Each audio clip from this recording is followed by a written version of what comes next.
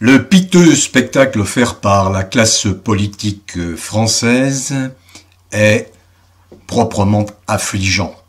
C'est ce qui explique mon relatif silence.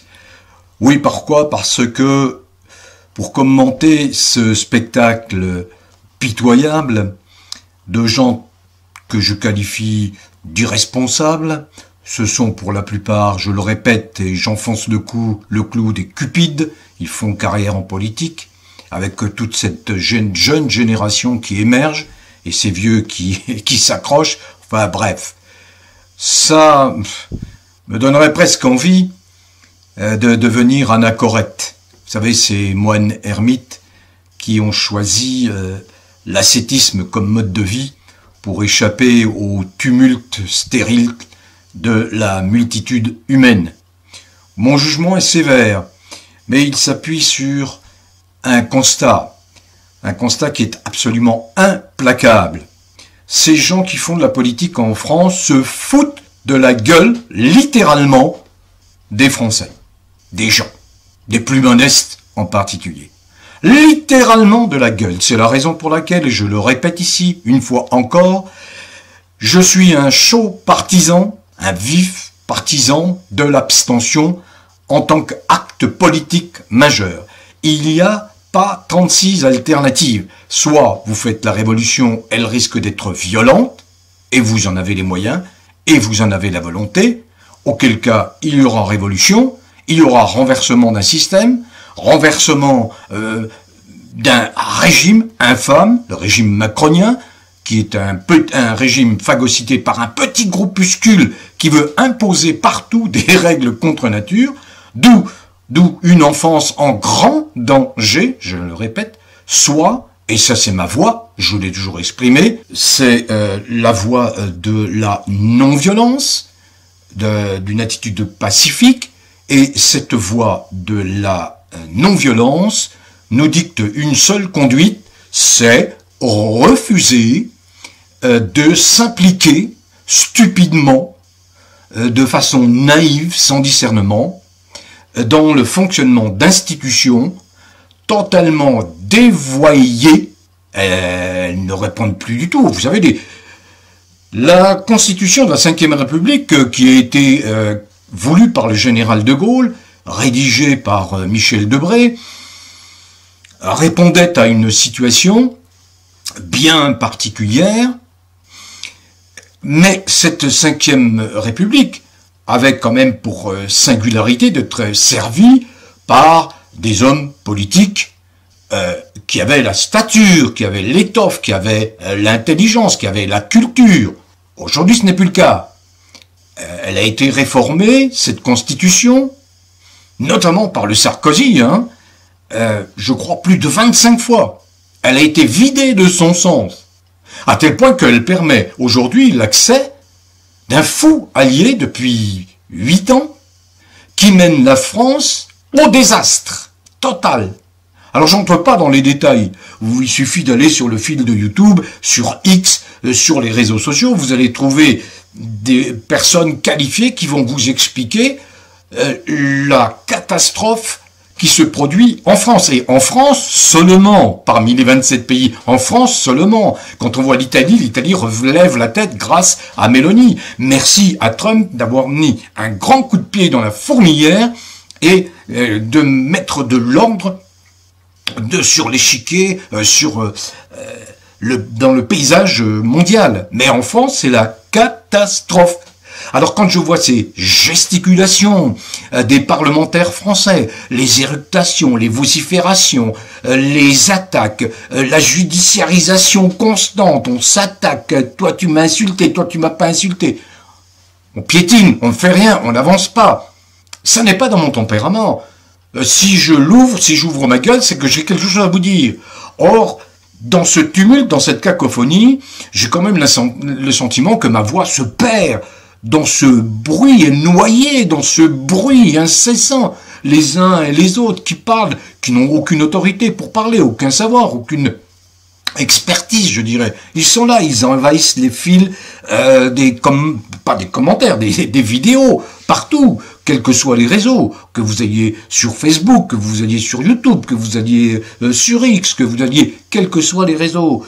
Donc, c'est probablement voulu. Ça accompagne la censure qui frappe la liberté d'expression en Europe comme jamais, mais toujours dit sur un ton doucereux par ses ministres et ministresses. Voyez, ça n'a l'air de rien, mais non, nous sommes là pour défendre la liberté, toutes les libertés. En réalité, on est toujours dans le discours inversé, c'est-à-dire que ils vont vous faire croire qu'effectivement, ils défendent la liberté qui est inscrite dans la Déclaration des droits de l'homme et du citoyen. En fait, ils n'en font rien, ils font exactement le contraire. Mais ce sont, pour moi, l'observateur, à mon âge, je me permets de le dire, ce sont des foutriquets, ce sont de crétins. Ils ne méritent ils n'ont droit à aucun crédit. Donc, je ne vais pas en permanence m'attarder, consacrer beaucoup d'énergie, alors que ces gens-là aurait dû être balayé depuis fort longtemps, à commencer par le fou allié Macron, qui n'en démord pas, qui veut absolument mener la France, l'armée française à la guerre. Or, il marque un point, ces jeunes, à mes yeux, les jeunes, vous voyez, qui avaient pensé sortir, se trouver une voie, une carrière, au sein de l'armée, eh bien, on assiste depuis quelques années à une désertion en masse dans l'armée de terre. Mais vous, quand vous êtes jeune, vous avez 18-25 ans, vous entendez un fou allié qui vous dit, bah les petits gars, vous allez vous battre contre les Russes. Mais pourquoi? Et ils ont quand même un peu de bon sens, un peu de discernement. Je dis, ils sont pas tous smartphonisés, vous voyez. Lol, non. Et voilà, les jeunes, ils se cassent, ils ont raison. On va pas s'engager dans une armée pour aller faire la guerre pour d'extrêmement mauvaises raisons, c'est-à-dire sauver un régime néo-nazi mené par un détraqué qui s'appelle Zelensky. Voyons, hein, il faut un petit peu regarder les choses de façon objective. Les choses, je veux dire, la situation de ce conflit, de cette guerre ukraino-russe. C'est pas ce que vous racontent les désinformateurs patentés des merdias. Alors quand vous écoutez toutes ces chaînes d'infos, mais vous êtes sidéré. Je suis absolument effaré du niveau de médiocrité et surtout de la masse constante de désinformation. Je regardais un peu Arte qui me plaît bien parce que Arte excelle dans le documentaire, dans la découverte du monde, etc. Mais quand il s'agit de faire de la propagande constante anti-russe, c'est scandaleux, quoi. C'est scandaleux. Alors c'est glissé comme ça, subrepticement, à mi-voix. Donc voilà, il y a beaucoup d'affaires qui sont pendantes. Il y a, vous savez, je vais pas y revenir, encore une fois, vous le savez. Vous avez un secrétaire général de l'Élysée qui s'appelle Alexis Collère, qui est poursuivi personnellement par la justice. Il a quitté ses fonctions, hein. C'était le cerveau de l'Élysée, puisque Macron en est dépourvu, je le répète. Macron, c'est une coquille vide, il n'y a rien là-dedans, c'est juste les gesticulations. Vous avez vu comme je suis belle? Voilà, c'est ça Macron. Donc, Collère dégage. Sauf qu'il est également rattrapé par l'affaire Nestlé. Nestlé qui a joué un peu avec la santé des consommateurs en n'appliquant pas certaines règles sanitaires dans le traitement des eaux, de certaines eaux minérales bien connues. Donc il est rattrapé et il refuse. Il refuse de se rendre à l'audition que lui ont fixé les députés ou le Sénat. Vous voyez un peu, il se trouve, ils font preuve d'un mépris total à l'égard de tout le monde, ces gens-là. Pour qui se prennent-ils, vous voyez, un but d'eux-mêmes? Oui, ils ont tous la marque, vous savez, de ces fameuses grandes écoles que je décris en permanence. Vous entrez à l'ENA, parce que vous êtes un imbécile aujourd'hui. Voilà. Mais comme vous avez, vous savez, la chance d'avoir un peu de mémoire et tout, bah, vous vous empilez, et puis voilà, mais vous savez que faire de ce que vous avez empilé, et ça donne ce que ça donne en France. On n'a pas besoin de l'ENA, on n'a pas besoin de ces grandes écoles, on a besoin surtout de bon sens, du retour au bon sens.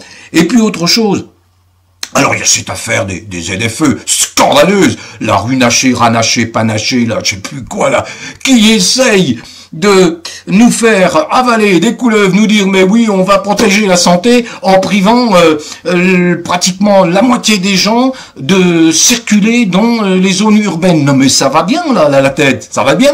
Hein, j'ai vu moi Alexandre Jardin, je suis heureux de voir cet écrivain de renom monter au créneau pour dire mais ça va pas non, c'est une atteinte grave à l'égalité qui est inscrite sur le fronton de toutes les mairies. Liberté, égalité, fraternité. Mais non, ils ont dépassé ce respect. Non, ce respect-là, ça ne les concerne pas. Eux, ils avancent. Ils sont là pour transposer des règles qui sont édictées par un gouvernement non élu, le gouvernement, la Commission européenne, non élue, non légitime, dirigée par Madame Ursula von der Leyen. Ursula von der Leyen, qui a bien défendu la fausse pandémie, qui défend tout ce qui est criminel, quoi. Donc, alors ils transposent. Alors bon, je vais pas allonger plus que ça mon propos.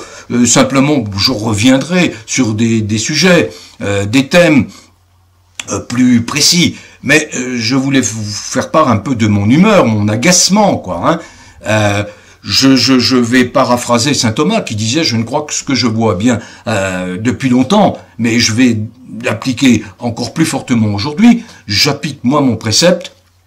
Je n'entendrai que ceux qui sont susceptibles de tenir des paroles de bon sens, qui correspondent à ce qu'attendent réellement les gens, à la campagne, dans les villages, partout. Parce qu'il n'y a pas que les métropoles, les villes. Hein. La France, c'est beaucoup de gens qui vivent à la campagne, dans les provinces, et qui se sentent complètement pris dans un étau de crétinerie, vous voyez, avec ces gens qui dirigent, qui votent des lois qui ne correspondent à rien, absolument pas aux attentes.